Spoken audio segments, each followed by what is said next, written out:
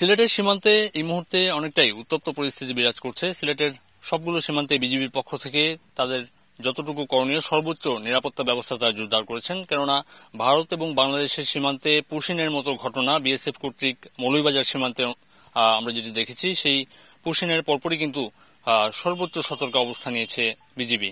তাদের পক্ষ থেকে যেন কোনোভাবেই ভারতীয় অংশ থেকে কোনো অনুপ্রবেশ না হতে পারে সেই সতর্ক দৃষ্টি তারা রাখছেন। পাশাপাশি বাংলাদেশের ভূখণ্ডে কোনো ধরনের অপরাধ যেন ভারতীয় কোনো নাগরিকের পক্ষ থেকে সংগঠিত না হতে পারে সেই কাজটিও তারা করছেন।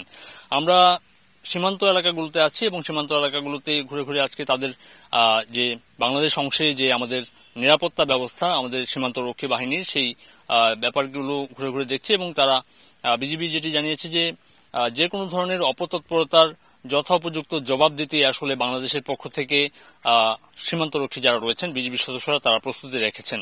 তো রাতে এবং দিনে সবসময় আসলে বিজিবির পক্ষ থেকে এই নিয়মিত টহল অব্যাহত থাকে। তার বাইরেও কিন্তু অতিরিক্ত যে প্রস্তুতি সেটি কিন্তু বিজিবির রয়েছে।